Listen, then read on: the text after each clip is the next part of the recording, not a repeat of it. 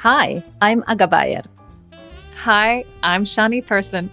Welcome to The Deep Dive, a monthly Culture Lab podcast where we dive headfirst into a topic that is crucial for building thriving cultures at scale.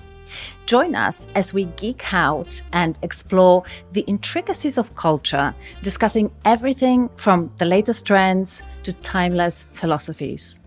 With each episode, we take a deep dive into a specific area, offering unique perspectives and insights on how to create and sustain a culture that fosters growth, innovation, and success. Whether you are a business leader, HR professional, or just someone interested in understanding how cultures work, the Culture Lab's Deep Dive is the show for you. So sit back, relax, and get ready to take the plunge into the fascinating world of culture with us. And today, we're going to talk about navigating remote and hybrid work. I really can't wait to share the conversation that we had with Shani. But first, let me tell you about the CultureBrained community. So CultureBrained is a place where culture leaders connect with exceptional peers. But it's also a place where they can learn from world-class experts. Some of these experts are actually the guests that you met on this show. It's also a place where people can get all the support they need to cultivate a culture where their employees can do their best work. We have a private member platform, toolkits, resources, an amazing video library, and we make constant addition and improvements based on the question that's really at the center of our work. How can we best support the people who work on company culture? So if you are curious to learn more, go to tinyurl.com/CultureBrained. Hey, Shani. Welcome to the deep dive. Thank you. It's good to be here again. Yeah, time flies. I'm really excited. I know it's been a month and it's really hard to believe that. Yeah, so this month we are going to explore how to successfully navigate remote and hybrid work. And I thought that we could start with something spicy, to get our frustrations out there, especially frustrations, I guess, about how this topic of remote and hybrid work has been approached. So what is your biggest beef with, with the mainstream conversation about hybrid and remote? I love that question. I have a lot of beef with this. Me too. When we're faced with new things, sometimes we rush into labeling them so that they can make sense to us. And so one of my biggest questions with this is this even the right way to talk about it? Should we be talking about hybrid work and remote work and office work? Is there not only work? Yeah, that's a really, really good question, right? Because whilst there are many different modalities of work, it can be, I can imagine, quite constraining.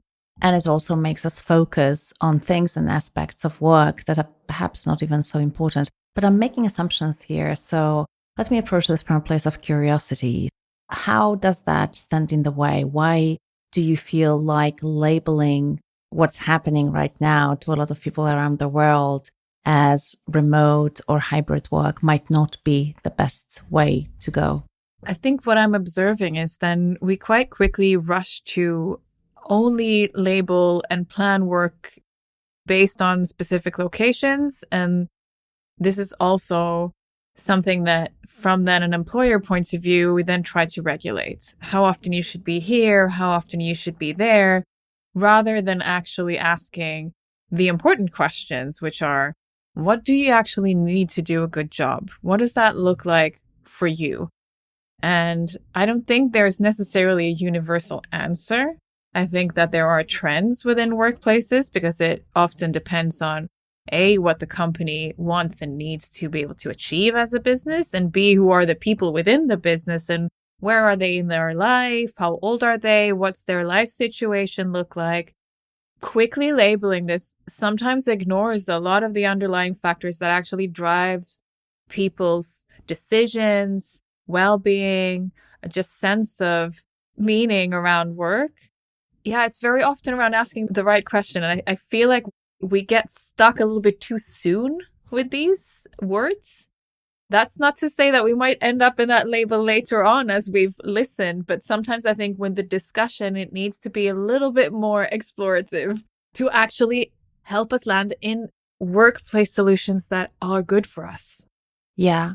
I don't know if I agree with you 100% on that, but I definitely hear you and I can totally see how it can be an obstacle to addressing the real issues. And definitely one thing that I 100% agree with you, Shani, is that definitely focus on location as the most important thing about how work is being done is completely misguided. So I'm 100% with you here. I wonder though, how would we talk about these specific modalities without labeling? I do understand that you're not saying let's not label them ever, but you're saying let's talk about the essence of work and what people really need to be effective first. And then, sure, we can label certain modalities so that we just know what we're talking about. Am I getting this correctly, Shani? Yeah. Thank you for exploring this onwards with me.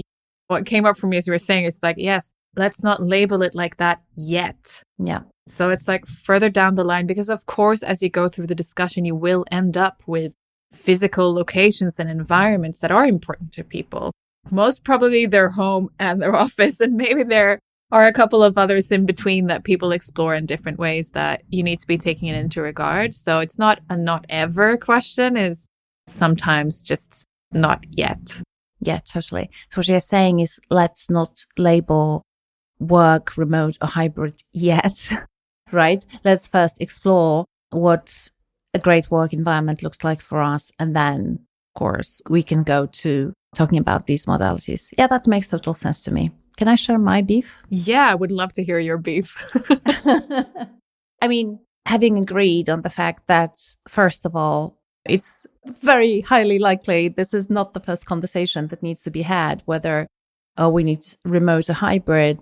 Once we land on that solution, what really drives me crazy is that people come to this conversation with a bunch of beliefs and personal preferences, and they present them as the universal truth about how innovation happens or, how people do their best work.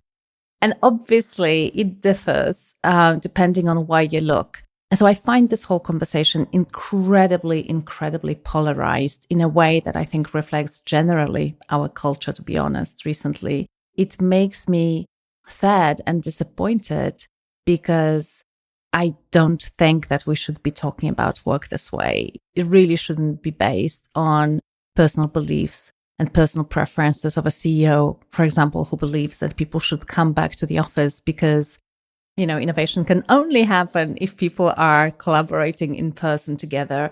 Or at the opposite end, I also don't believe that we should assume what a lot of employees say, because this is a convenient setup for them, that they can only do great work at home in their pajamas and there is no other way, and they absolutely don't need anything else. So I don't know what your thoughts are on that, but that's my biggest beef, I think, with this conversation, that there is so much polarization around this topic right now. Yeah, I can very much relate to what you're saying. And as you're also pointing out, that overall, we tend to be quite binary. And I feel like that's also been more in the recent years. It's this or that. I completely agree. I think we lack a little bit of nuance. And definitely to your point is, I will probably never be an advocate of either or of the options. I will always advocate for listening to the people in the organization to find the right way forward. And then, of course, all of these environments will be environments that are at play for you to use part of your palette of solutions. One of the things that we find kind of working with designing employee experiences, one of the key pieces is you have to let go of your ego if you are to find solutions that actually are impactful. I know I've talked about it a lot with people in projects around falling in love with the impact. Don't fall in love with your idea. Don't fall in love with your preference. Fall in love with the impact that you want to create. If you want people to do a good job, that's the impact you want to see. Whatever solution will bring you there, that's the one you want to be an advocate of. So I totally feel your frustration and definitely share your beef here. I'm going to pull on this thread because I definitely resonate with that. And I think it's such an important thing to highlight here. I had Tom Chi here on the show as well a while ago. He was one of the leaders of Google X, which is basically the organization that comes up with the amazing innovations as part of the Google, the company. And he now consults teams basically around how to innovate better. And he's one of the things that I say to those teams is exactly what you have just said, focus on the impact that you want to make and commit to that. He talks about commitment rather than to your solution, right? Because that's not going to work. You really need to be super clear. What are we trying to achieve through this? And then, if someone has a different or a better idea than yours that achieves that impact in a better way, you should be pleased. And as you say, I think it does require leaving our ego at the door to a great extent. Since we're talking about this whole debate, can we be fully remote for some organizations or not? As I'm sure you've seen, so many companies basically mandated return to the office to the employees, to the majority of the employees, whether it's hybrid or whether it's full-time, back to the office. So what are your thoughts around how can the leadership team, because it all starts there, right? These leaders have the power of basically mandating things like that. And if people don't like it, they can quit. What is a way to work with your leadership team around this issue and maybe helping them, to park their egos and get more curious than they are right now? I want to hear your answers on this too. I think it comes back a little bit to what we talked about already, which is start asking different questions. And that's also a matter of habits, I guess. But in leadership in particular has been suffering, I think, as a topic post-pandemic, definitely. At least in a lot of the discussions that I hear and I take part in, leadership is being a little bit challenged in terms of what does it actually mean anymore? If you're not the manager who keeps track of work and makes sure that it gets done, what is your role? Part of that discussion might actually be daring to reevaluate what leadership is supposed to serve in terms of a function for the organization. And in particular, or in any organization really, a lot of the terms that are popular today when we talk about psychological safety, when we talk about innovation and creativity, trust is a massive underlying piece of that. And I think that a lot of the initiatives that you're talking about that are in fact mandating people to go back and do things that aren't in their own personal interests are things that are diminishing and undermining trust to a great extent. I know at some point during the pandemic, I remember pointing out to somebody that, it's really ironic that your organization is full of adult people. It has people who have chosen life partners to marry and live with, or chosen not to do so. They have chosen where to live. They have most likely purchased somewhere to live. They have done education. They have had children. They have had pets. They have had all kinds of huge responsibilities. And you think that them deciding where to get their work done, that they are not sufficiently qualified to make that decision. For me, it's disproportionate. So I also think sometimes it's probably about just daring to switch the lens a little and working with how you can actually both enable and communicate trust in different ways. So yeah, part of it's underlying, I think, trust and questions, asking different questions are at least two of the big things that come up for me. What about you? Well, I've been thinking about this a little bit because we actually have people in our CultureBrained community who have this challenge right now. And this was a specific question actually that was asked by one person who comes from an organization that is a very dynamic one. It's growing really fast. There's a lot of change happening. Their culture has been built on this premise of flexibility. And I sense there's a lot of pride around that. And then suddenly their CEO decides that people will need to come back to the office 4 days per week. And we've had this conversation with head of HR in this organization. And she's like, I personally disagree with that. But it kind of has been decided already. And there's nothing we can do about it. So her question was, how do I navigate that transition now, since it's a decision that has already been taken? And so I had an opportunity to reflect a little bit, like, how would I talk to that CEO and what conversation would I have with them in order to first, kind of revisit that decision even. One of the main things that came to my mind is that I definitely want to go back to my notes first and understand what are the top items on his or her agenda when it comes to business results. So back to your point around the impact, right? What are we trying to build here? Like, what is the thing that we want to accomplish as an organization? Then, of course, you can have the whole conversation around what are the key enablers of that and what are the key obstacles. And I think that I would frame my positioning and open this conversation around the business, because in spite of the fact that ideologically, I do believe that we should cultivate healthy, thriving cultures for the sake of people and a healthy culture, I don't know if it's enough in conversations with people who run these companies. So I think focus on business helps a lot to kind of get their attention. So for me, that's what I would do. I think I would say, hey, listen, we have been growing through M&As all this time and onboarding people all over the world. I know that we are trying to achieve A, B, C, and D. And I've been wondering, how is that going to be possible with that mandate? And these are the obstacles that I can see and potential consequences that I can see. And really showing, how it can hurt the business. I think we fear loss more than we desire positive change.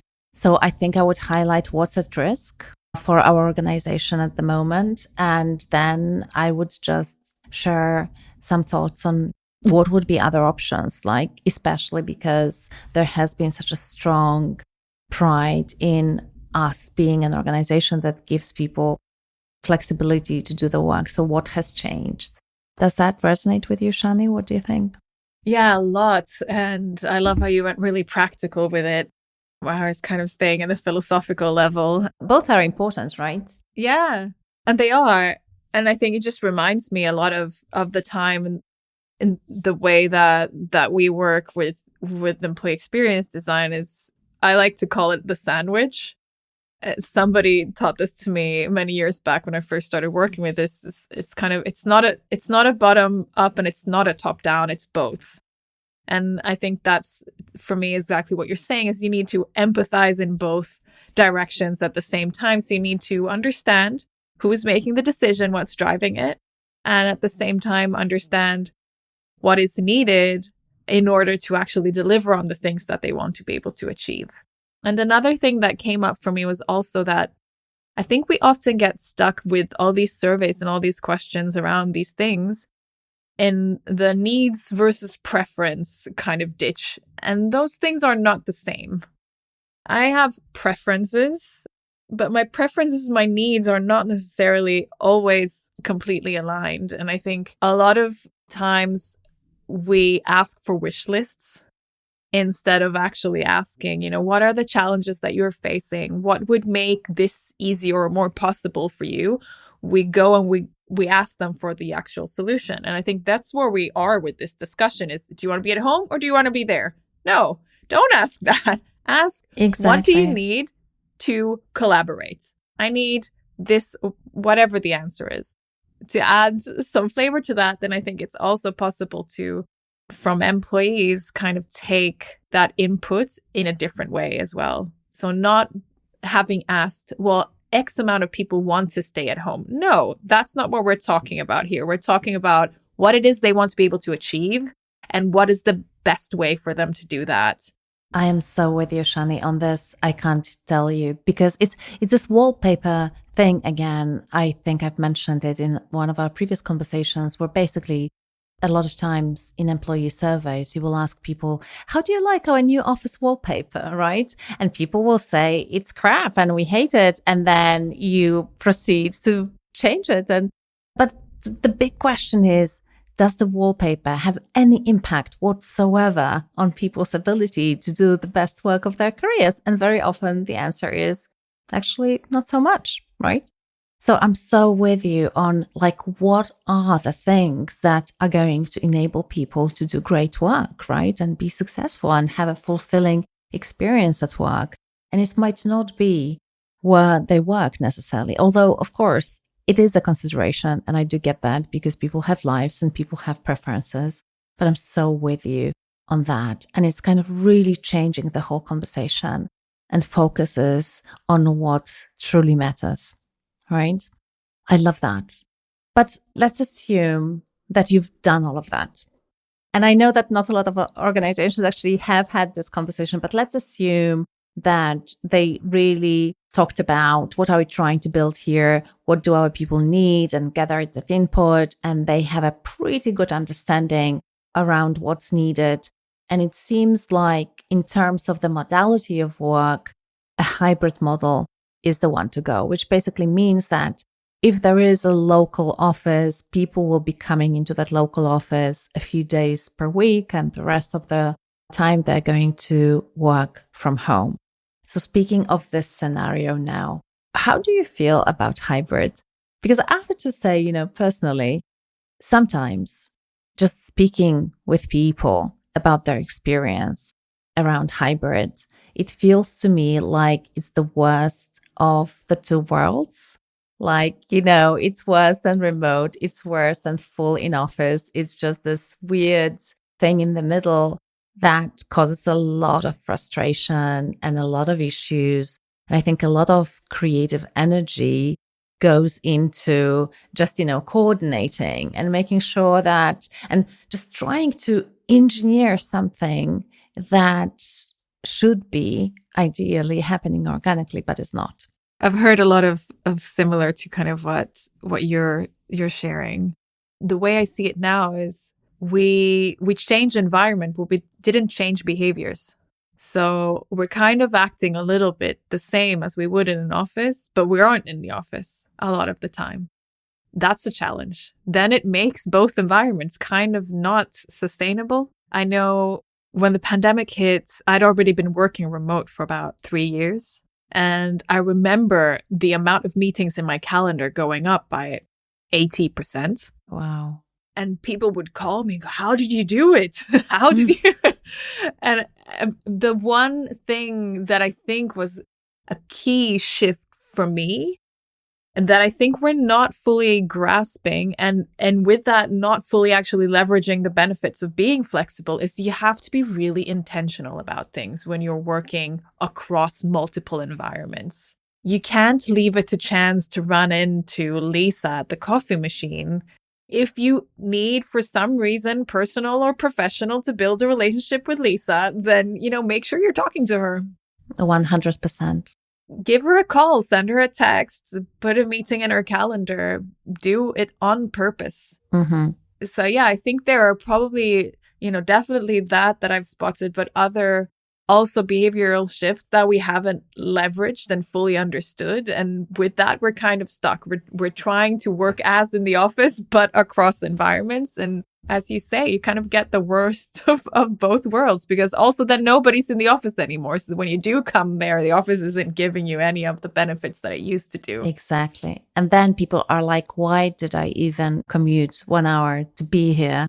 And then there are just a couple of other people that we don't really need to be together to do any work, right? And each of us is basically sitting in front of our screens anyway and doing what we could have easily done at home. So there seems to be insufficient intention, and also, in a way, I think clarity around what is the purpose of the shared space and what is the purpose of working from home or remotely from any other location, right? And what kind of work can we do remotely, and what kind of work really does require in-person collaboration? And then let's go and meet, but let's go and meet for the kind of things that we really can't do remotely. I can see this definitely lacking from organizations. So it's all about, what day is the common day for this team, but there's very little intentionality around, right? So when we come into the office, we come for those quote unquote, I'm doing air quotes now, serendipitous, right? Interactions with people that maybe we wouldn't meet, and how can we help that happen or whatever. It's interesting because there's been research actually around this, because one of the big arguments obviously against remote work was innovation is not happening. People like these serendipitous collisions where they would just meet someone that they've never met before and suddenly start chatting about this interesting project that they are working on. But number one, first of all, let's be honest, right? Let's be real. Shani, how many times in your office, and I know that you and I, we both worked in an office in the past, right? You had this creative collision with someone from a different department, right? In your 20 years of work. Please tell me, what was the number of these incredible serendipitous collisions where you were like, wow, we are going to innovate like crazy now as a result of this meeting? Zero, I would say. I think, the one thing that came up for me as you were talking is innovation isn't serendipitous. Creativity also isn't. It is dedicated and intentional It's a process. work. It's a process that you have to dedicate yourself to in different ways to different ends with different purposes. We don't fall on good ideas. A long time ago, and when I was applying for a scholarship to go to university, I did a huge essay on leading for creativity. And I think I read about 13 books to write this essay. So it was a very dedicated effort. You definitely do your homework. I dug in there. Yeah. One thing that was left with me was the people who are considered innovative. They're not innovative because they have one good idea. They're innovative because they have 1,000 ideas and 100 of them are good. Yeah. They have the pipeline. They have the pipeline. We don't realize how much shit literally has to go under the bridge in order for the good thing to come around. I'm a huge believer of intention. And I think in any type of relationship or for any type of purpose, that's not to say you can't have freedom within that. But I do think that also what came up for me as you were talking is that we're very used to, in this old paradigm of work, having a structure that tells us exactly what to do. And so there are many things we're not required to reflect on at all. We come into this workspace, and that means we get to behave in this way and do this thing. And I definitely think that not just the hybrid, fluid, remote discussion, also other elements of the world that are changing and are challenging us, are pushing us towards the need to be more reflective and the need as an organization to facilitate more discussions than solutions in a way. Because I worked in an international environment before where there were many teams who were remote already before it was a thing. For 20 years, they were remote, and they had their agreements and they had their frameworks of when we get together and how and what's the frequency and what are the purposes. And that's, again, a new thing, a new behavior that we need to be practicing, that I think is the best service actually any company can provide to their employees. Is not saying we have all the answers for you, is helping them facilitate the right discussions and ask the right questions within these environments, whether it be your team, your project team, your however many constellations you have, is understanding how it all fits together. And I think we're a little bit used to not having to do it. I know I facilitated a lot of workshops previously, and a lot of times people would say, oh, I never stopped to reflect like this. And I thought, wow, okay. And that's where we are, I think. So there's a lot of things that are moving pieces. But yeah, for sure, innovation doesn't happen on a whim. Yes, by the water cooler, definitely not. A couple of things have come up for me as you were speaking, and I also want to explore these constellations actually, because for me, it's interesting to talk about and dive deep into where do these conversations even need to happen, right? Because it doesn't strike me as a conversation that should be happening in the C-suite for the whole organization, right? But a couple of things that came to mind as you were speaking is one, slow is smooth. and smooth is fast. And I think when it comes to taking time to reflect, Navy SEALs, say that. And I think it's an old saying from sailing. And it makes total sense, right? You sometimes need to slow down, to reflect, to ask yourself important questions and really challenge the way you do things, because everything is changing around us. And it's mind-boggling that, ask anyone and people will say, yes, of course, like change is the only constant. So what are you doing, right, to adapt to this change or even be ahead of that curve? It's like, well, I don't know. And so I think making sure that you take the time to reflect is so incredibly important. And also, these conversations can only happen in the trenches, on the ground, where the actual work is happening. I honestly cannot possibly imagine that you can have a company-wide policy, for example, that says every Tuesday, the whole company needs to be here because we will be whatever, right? Because it's really important to ask your team, like, what are we trying to achieve here? Can this work be done remotely or not? Like, what are the aspects of our work that needs to be done in person? Because there's simply no way around it. And then who are the people on the team? And can they actually come in on Tuesdays? Or maybe it would be better for them to come on Thursdays, right? So to me, it feels like a conversation that needs to be happening in every team. Leadership is very often scared to give people that autonomy and like trust. Back to your point around it's all about trust. It feels to me like, yes, we are hiring adults who, as you have eloquently highlighted, are capable of many incredible feats in their lives. And yet we are not trusting them to make responsible decisions about how they are going to collaborate as a team. Yeah, I mean, I fully agree that it is a discussion that needs to be had everywhere, in every team, as teams change. It's a constant discussion, I think, maybe as tasks change, is just asking yourselves, how do we best succeed in this? And then you set your work up. I've been diving back into self-led organizations a little bit. And to your point, I also think that it's a question that kind of stuck with me from a recent read was just actually unearthing what are the underlying assumptions we're making about people in this organization, in the C-suite, and how are they kind of being made visible through our work? Are we assuming that people are incapable, untrustworthy? Ironically, is also there's so much psychological research to this point that people will become as you treat them. If you treat them as trustworthy, they are. If you give people a short leash, they will stop acting with creativity and liberty because there is no space for movement and there's no motivation for it either. And that's not to say anyone is bad. It's just the way that we react to our environment. So trust and distrust is like a self-fulfilling prophecy either way. Mm-hmm.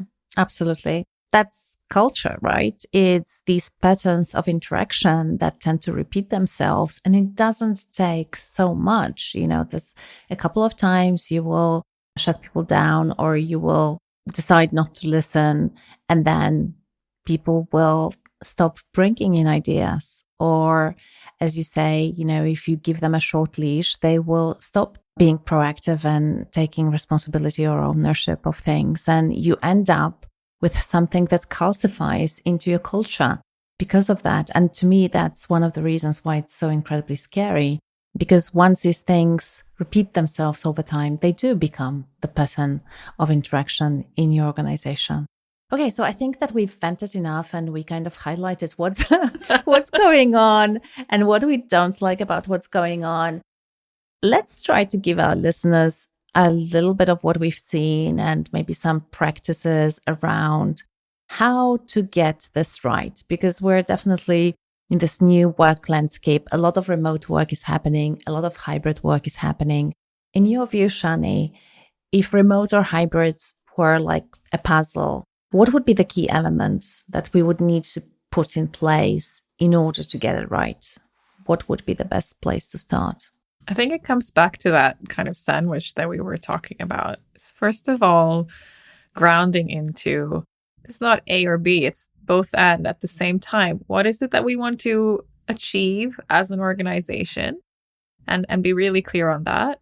And then listening to the people working in the organization, irrespective of where, what is needed for them to achieve that. Again, not going into the preferences there, but starting by, I think, drawing the map and understanding also, because we're also used to isolating work from life. And it's kind of, you're either living or you're working. But the reality is, and especially the location question, is a logistical question for most people. And a lot of the data that I see and the interactions that I take part in is more about understanding how does the workplace fit into your equation of life, into your flow of life. So when you can understand how and why people make certain choices or choose certain patterns or certain locations, then it's also easier to create a different environment. So we also like to, with that in mind, actually challenge companies to invert the question, not how do we get people back to somewhere? No. How do we create environments that people want to come to? Mm-hmm. This requires you to go out and get different types of information. Again, as I said before, I'm not going to be a proponent of either or. There might be companies who are going to say, we'll go full remote.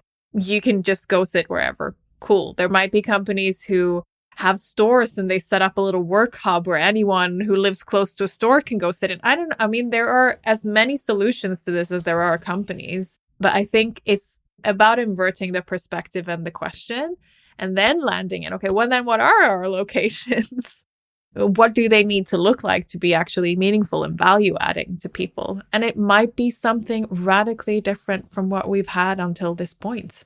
Yeah, totally. I mean, I know a lot of teams that actually, it's not even one location. They will do a co-working week, and we're going to do it in CultureBrained as well, where we basically will spend a whole week together, waking up together, almost, having breakfast together, then working together, having dinner together, doing some other activities like hiking and so on and so forth. And it's pretty intense and you get a lot of things done, but you also build these connections.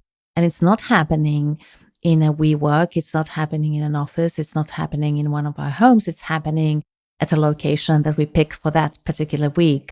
And I've seen this implemented by some of the organizations that we work with and be super successful. That's why we decided to do it ourselves as well.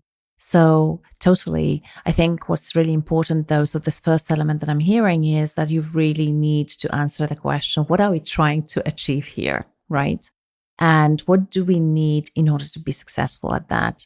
So element number one, I suppose, in the, recipe for a great remote and hybrid culture is clarity around our desired outcomes. And then having a conversation within the team around what do we need so that we can accomplish that, and really listening. Mm-hmm. Yeah, for sure. I agree with that. I think just thinking of other elements, of the remote and hybrid culture puzzle. I mean, one of the things that is really important from what I have seen is having really clear, so again, back to clarity, but in a slightly different area, really clear agreements, working agreements, because things do become more complicated when you are working in flexible ways. Just to put an umbrella on it, whether it's different time zones or different places, etc., etc.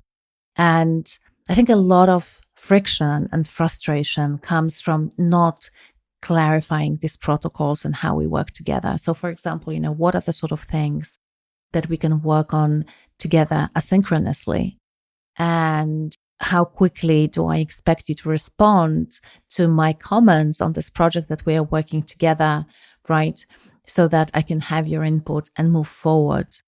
Again, back to your point around conversations within the teams, I think that's something that teams need to figure out as well.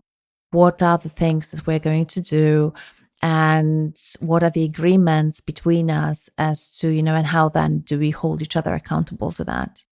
Because things can definitely get off the rails very easily on many different fronts. And I don't think it's just about getting the work done, but also, as you say, about people's personal lives and how work bleeds into that, especially when you're geographically distributed and suddenly you have a colleague from a time zone where there is virtually no overlap, and you start getting requests and emails and Slack messages at 3 a.m. because you didn't switch off your notifications. It wakes you up at night, right? And then you try to respond. That's definitely not going to work. So for me, that clarity around what do we agree on is super important. Yeah, I love that. What I would like to add to that is I see a lot of movement now kind of going from best practice to best principles instead, which is less about imitating whatever anybody else is doing, more about looking at inspiration around how can we translate what worked here into something that works for us. Mm-hmm. And as you say, also, I think it's less about the physical kind of setup and more also agreeing on some core ways of working or some core anchor points in your collaboration. As you say, is it a process? Is it a decision making method that you're using? What are some ways we are anchoring and kind of facilitating our way of working in a way that makes it stick and make sure that everyone knows kind of what is an expectation here? I think that's something that I see also. What I'm reading recently a lot about is just how do we talk less about what it is we want to control and more about what it is we want to facilitate? And then, as you're saying, what are we agreeing on to make that happen? So, yes. And that might be a select few ways of doing things beyond just key principles as well. So, yeah. Totally.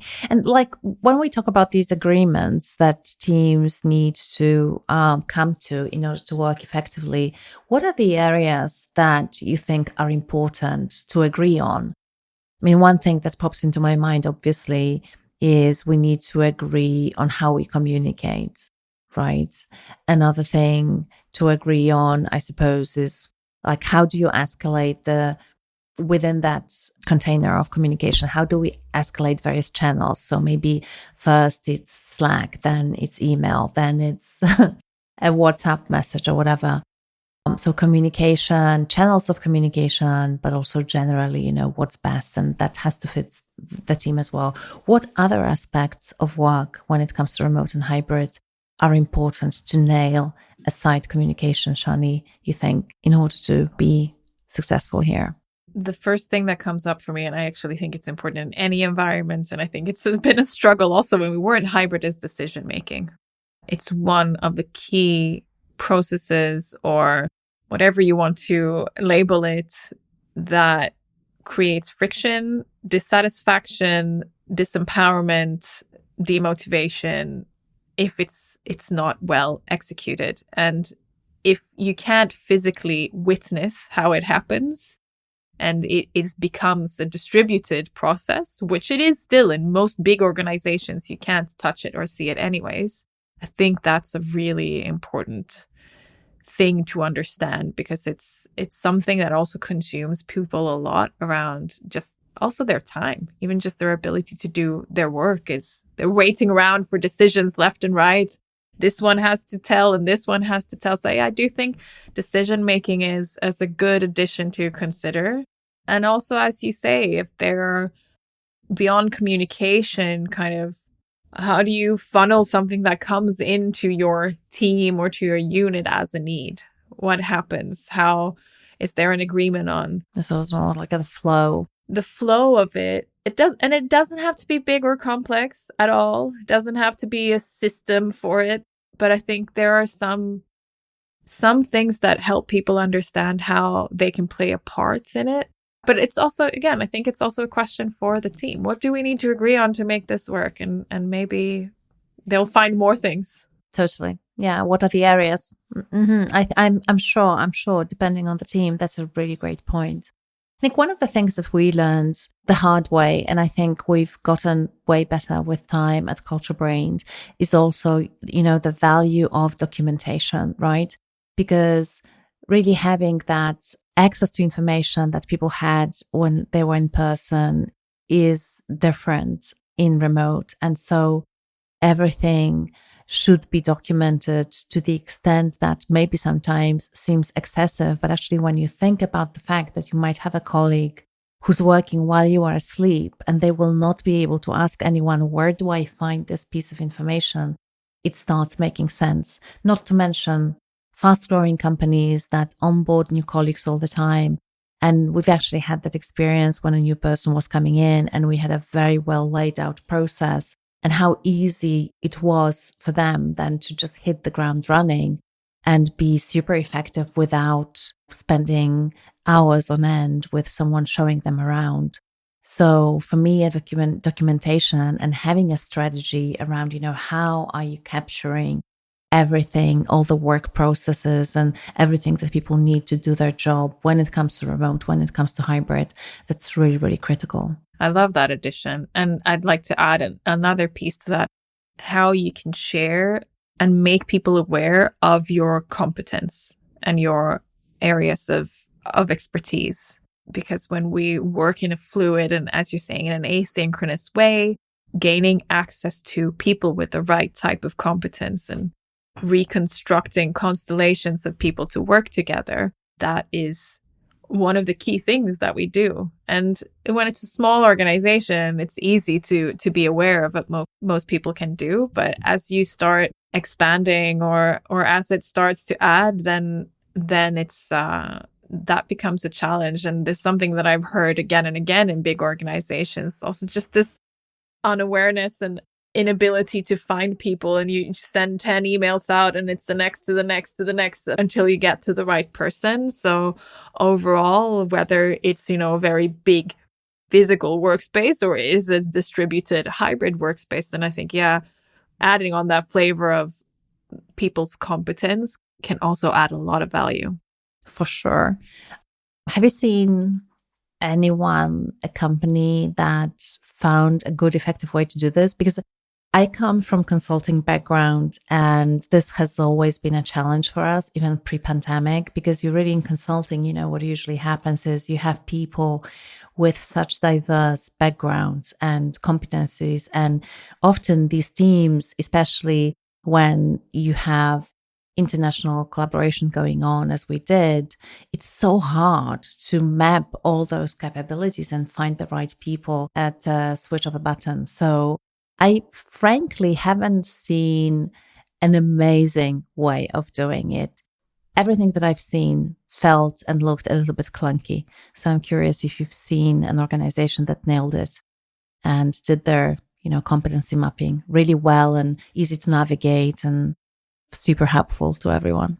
No, I mean, I have to say, I haven't seen a lot of organizations that have fantastically successfully done it either. I have, however, worked a long time on the learning end of things and seen a lot of tools starting to come up with that intention in mind, which allow people to own their own information more. A lot of companies historically have kind of wanted to own the data. So like they create a profile for a person, and a lot of the tools that are coming on the market today, which are related to learning and talent management or different labels like that, they're more about people creating their own profiles and also those different interfaces being more modern and interactive, not good digital experiences. I see things that give me a sense of hope that there are platforms and tools that can help with that to a greater extent than were maybe even just 5 years ago. And do they work entirely? I think, that's also how much do you actually invest in making them work? Is any tool can fail. That's the thing. Totally. Yeah. It's hugely dependent on how and if it's being used, because there's also an if. And I know that even updating these databases with people's newly acquired skills and competencies and so on is always a challenge, because it can be time consuming and it's never on people's priority. So totally. For sure, there are great tools. And by the way, if our listeners know of some of the great tools for this purpose, please let us know. We would definitely love to find out. One of the things that came to my mind also when we talked about, what's needed, and you mentioned the capabilities within the team. I think what's equally important, and certainly more important in a remote setting, is letting people know what's your preferred modus operandi. Like, what are the things that you like?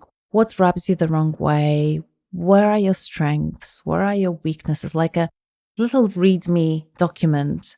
And README in tech world is basically a little document that describes the code that has been written with some of its quirks and the way it works. And so a lot of tech teams are using this concept to describe almost like their own user's manual for others so that people know how to work with you in the best possible way. And doing it explicitly rather than relying on the fact that people will figure you out and, with time, get to know you and learn to work with you. I love being intentional and explicit about this because it's just such a shortcut in my mind, provided, of course, that it's not something along the lines, I'm impatient and a jerk and just, just accept it. This is who I am. And so FYI. But I think that when it comes from a good place and when you genuinely put some effort into giving people some information about what makes you, and what would be the best ways to work with you, it's helpful. It's helpful when teams are not in the same place. Yeah, I think it definitely can be. And it also calls for tapping into your self-awareness, which I think is a key piece as well. So I would definitely get behind that. If there are any ways that you can share of your values and how you think and how you work, then that's definitely something that adds value to people. Yeah, cool. So Shani, I want to ask you this final question that we discussed a little bit before we started recording today. If you were the president of remote and hybrid work global, like the person who has the ultimate power to design a remote and hybrid work strategy for the whole world, and you had no constraints. So basically you design it and then people execute it. What would be in your document? Like, what would you lay forward for others to implement to make remote and hybrid work? That's a big question. The first thing that popped into my mind, because you gave me all this power now, is I would probably try to give the power, distribute it. I would explore ways for co-creation. As much as there are like red threads sometimes on a very high level, whatever policy I would put forward or toolbox, I think it might be a toolbox, would be more along the lines of different areas of question for people to be able to create their sub ways of doing things. And then actually explore how there are ways that I can gather some of that input back to see, okay, 80% of people really want and need this. I would create something that would build dialogue and that would allow to kind of build and rebuild solutions. If there's one thing that has become abundantly clear to me over the past year is there are a lot of things we don't know. And I most definitely don't know what the best solution is to a lot of things. I like to ask a lot of questions. So I think my lean in is always that. I would get really, really, really curious about what do people need to do a good job? And then also look at the data for that. Are they feeling like it's more meaningful? Are we succeeding more? So both listen on both ends of things, right? So both listen to what people are saying and listen to what people are doing and see if there's things that can be constructed off of that. Whatever frameworks are present are frameworks that have to be agreed upon. And the reality is, I think that's what happens anyways. As much as we talk about the pre and post pandemic, people were also not coming to the office on Fridays before the pandemic either. They were kind of doing what they wanted anyways. So I'd be just more keen to do that. It might sound like an avoidance answer, but it's genuinely not avoiding the responsibility, but rather exploring how there's all this brain power that can actually be put to use. How interesting. I find that such a difficult question to answer, right? When suddenly someone tells you, okay, you have all the power in the world, you can do anything. I am intrigued by your approach, and I definitely believe in asking people to find solutions to their own challenges 100%. And at the same time, I'm just curious, how would you address that very real thing I think that happens to human beings, which is sometimes when people ask us, what do you need? You say things that are actually not true. And not because you want to mislead or misguide, but simply because you have a belief that is wrong. I can give a very specific example. I'm an introvert. If you ask me what is my favorite way of spending my time, I'll tell you I love being alone at home and just doing my thing. Like, that's my favorite way. Just give me a life of alone at home and I'll be happy. But of course, it's not true, right? And I do love spending time with my friends and with people and with clients. And actually, when you ask, when was the last time you felt most energized? I will probably tell you it was actually with my friends, hiking or whatever. So how do you know that people know what they need? What a great question. Well, I think that just calls for revising the question, right? I love what you ask, which is, when did you feel good? That's a fantastic approach. Another way is to inquire about people's challenges and not have them present answers for you, but rather tell the story of, where is it not working? Working with design as we do, sometimes it's about framing the problem and then looking at the problem and going, okay, who are people who have the competence to help you solve this? Sometimes the problem can be solved within the team and it's great. And sometimes there's a universal problem across all of the teams. Great. Maybe we need somebody from marketing. Maybe we need somebody from programming. Maybe we need somebody from somewhere else. And then seeing how you can gather up people with the right and diverse type of competence to actually solve that. Because as you say, there's the famous Henry Ford quote, if I would have asked people what they wanted, they would have said a faster horse, which is exactly to your point. We can only see as much as we know, and we don't know everything that's possible. So yeah, it's for sure, more on a principle level is figuring out what the needs are. And sometimes the solutions that isn't what people tell you they want is something else. But also I think, which is a big obstacle in today's kind of world with this, is we have a lot of data and we don't really dare to listen to it. This goes against what we're used to, or this doesn't make me feel, this is a big risk, or it doesn't make me feel comfortable. It's also about providing the structures that doesn't make it about, as we talked about before, anyone's actual preference, but about solving the problems and challenges and creating that sense of fun and meaning in smart ways. For me, maybe it might be as easy as a reframe of a question. It's more a principle of ideas, not asking for the wish list. Nice. So you would co-create your hybrid and remote strategy based on what people actually need, what's actually happening, the challenges that they face. I think if someone asked me the same question, my answer would be actually quite close. I'm a firm believer in solving problems as close to their roots as possible and as close to where they can be solved. So like if you have a problem at the front line of your organization, don't ask your CEO to solve it because they have no idea, right? So for me, really, this conversation about what should be our modality of working and all the logistics around it and what should be our strategy here should be set in the right context. And we talked about it a lot already. It's not to make people happy.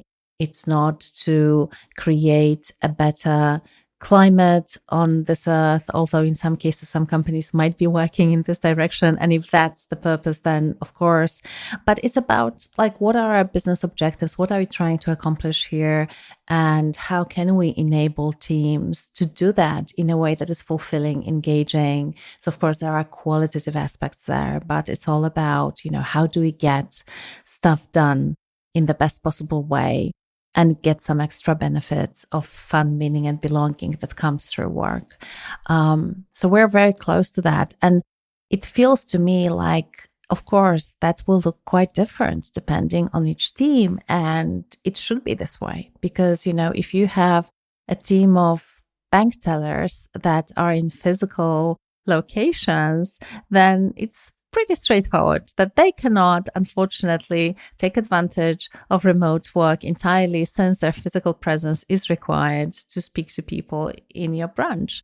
But in the same organization, if you're a Citibank, there are a lot of tech people and a lot of support and a lot of teams that support those teams in your branches that can definitely be perhaps even more effective working remotely. So yeah, just let those people decide how they can accomplish their outcomes in the best possible way. You can hold them accountable if they don't accomplish results. You can say, hey, it seems like your system is not working because the results are not happening. So let's rethink it again. I think that's interesting. I think that's why I also brought up the decision making in the processes, because when the decision making is unclear, then there's no ease of understanding who's responsible or accountable for anything. And if you actually have that understanding, then you might have a very clear destination for it. Yeah.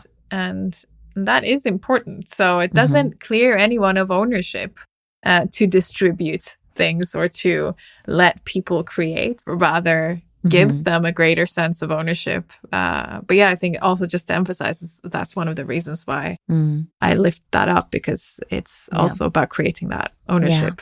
Yeah. Okay, cool. Shall we share our key takeaway from our conversation today as as tradition goes? As tradition goes. Oh my God, where do I start? I can start. Yeah, Shani, go to for give it. you a Let little me bit. think. Yeah. So one thing that you have highlighted so beautifully in this conversation is what do we need so that we can, basically, which is like, what is that so that we can, ... What is that thing? What is the outcome that we need to create? And then how can we enable our teams to accomplish that? I think without that context, any conversation about any modality of work is completely pointless, honestly. And it does feel to me like very often, unfortunately, these conversations are happening out of context of what we're trying to achieve here. So thank you for that. And that's definitely one of my big takeaways. So to add to that, I think one of the great reminders that I got from this is also you need to empathize in both directions in an organization. If you're working with these questions, understanding both the bigger mass of employees, but also the C-suite and the people who are in leadership positions of different kinds that might have a different type of pressure, a different type of perspective, and see how you can work with both of them at the same time, not this or that. So not to this binary that we vented on in the beginning of the conversation, but rather how do we not make it a binary question? Yeah, this is radical because I hear, and maybe it's just my bubble and my feeds on all the social media, but I feel like right now we are really pushing back against the man and against, people in power, and really criticizing without giving benefit of a doubt and also a little bit of empathy, what it might be like to be in that position, exactly, and what sort of pressures these people must be under. And this is not to say that a lot of times we can see, of course, they make a lot of dumb decisions, and clearly, they have positions of responsibility, so they should know better, but also it's never black or white. And so I love that as a key takeaway. Do you have more? Do you want to share more? I feel like we've dropped them now, so I'm trying to gather them up in my head. Yeah, I think these two are great. And I'd love to hear from our listeners as well. If there's anything that stuck with you, if there's anything that you would like to explore even deeper from this conversation, I feel that we were not super tactical, but we talked about really important strategic issues around remote and hybrid, which is super important because it's easy to lose perspective and get lost in all the tactical stuff. Like, okay, so how do other companies deal with their schedule, when it comes to hybrid? Or how often do they meet in person? And do they do like retreats or co-working days? And I think, of course, there is a place and time to have this conversation. And I think actually it would be super nice if we could have this conversation on social media, maybe on LinkedIn. I might just create a post inviting people to share some of these tactics, because I know that we're all hungry for it. We all want to know, like, what are others doing and what is working, perhaps to then kind of dismantle it and extract some principles that we can apply to our organizations. Because as you mentioned, Shani, I don't think it's a good idea necessarily to copy what others are doing. But if you can understand why it's working, what's the principle behind it, and then apply the principle in your organization, creating a new tactic, I think that can work beautifully. So let's have this conversation on social media. Thank you, everyone, for being here with us. Thank you, Shani, for being here. And we're looking forward to hearing from you all. Yes, I'm always curious on this. So please let us know.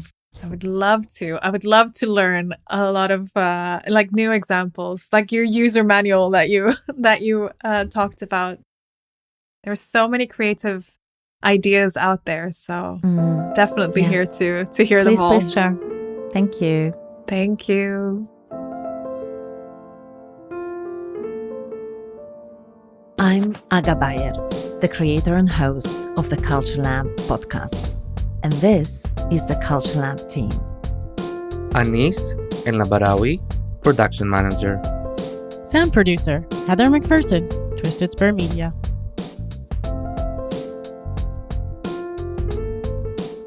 I hope that you enjoyed this new monthly format where Shani and I discuss all things culture. And if you found this conversation interesting or inspiring or valuable, and chances are that you did since you are still listening here, you'll also love the conversation that I recently had with Brett Potter. You'll find the link in the show notes. If you haven't already done so, please go ahead and follow the Culture Lab podcast in your favorite listening app. And please do me a personal favor, a few-second favor, really, and share it, maybe on social or by text or by email, even if it's just with one person.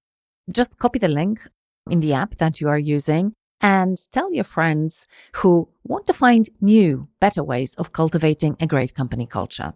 Tell them to listen and then chat about it. Chat about what you've both discovered. Because I think when shows like this become conversations and conversations become actions, that's how we transform the workplace culture together. And if you want to dive even deeper into the topics that we discuss on this show, if you want to find like-minded peers who are in charge of culture work in their organization, you should consider joining CultureBrained. It's a one-of-a-kind culture accelerator program and a global community of peers that are truly shaping the future of work. You can learn more at tinyurl.com/CultureBrained. And there is a link in the show notes to help you find it. Thanks again for tuning in.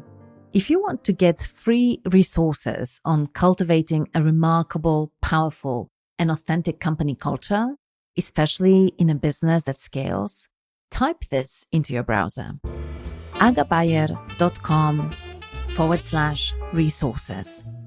If you haven't subscribed to the Culture Lab yet, please do it now. That's the best way you can support our work. And finally, we would be ever so grateful if you could rate and review our podcast on the platform that you listen to. Thank you, and you are amazing for listening to this point. Not many people do.